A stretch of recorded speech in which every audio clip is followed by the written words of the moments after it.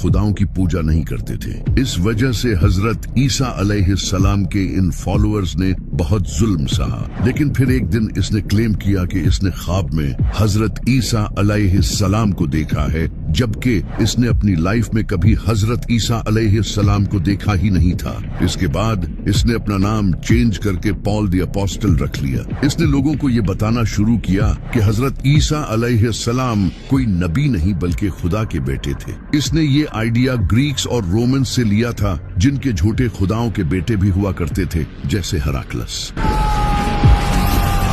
इसने इन आइडियाज से अपनी एक अलग ही क्रिश्चियनिटी बना ली, जिसे उस वक्त के लोग एक्सेप्ट करने लगे, क्योंकि वो पहले से ही ग्रीक्स और रोमन्स के इन कॉन्सेप्ट को मानते थे। तो ये नई टाइप की क्रिश्चियनिटी उन्हें रिलेटेबल लगी। पॉल ने लोगों से कहा कि जीसस ने अपनी जान की कुर्बानी इंसानियत के गुनाहों की माफी के लिए दी है। इनके तरीकों पर चलने की हमें कुछ खास जरूरत नहीं है, बल्कि हमें तो इनकी इस कुर्बानी को मानना है। यानी कि इस इंसान ने क्रिश्चियनिटी को ही बदल दिया था। इसने डिफरेंट चर्चेस को लेटर भेजे और बाइबल में अपने इन कॉन्सेप्ट्स को ऐड करवाया, जो कि बाद में जाकर न्यू टेस्टामेंट का हिस्सा बने। लेकिन जेरूसलम में हजरत ईसा अलैहिस्सलाम के कुछ फॉलोअर्स ने पॉल के इन आइडियाज को रिजेक्ट किया और उन्हें अल्लाह का एक नबी ही माना। इन्हीं लोगों में से एक हजरत ईसा अलैहिस्सलाम के भाई भी थे।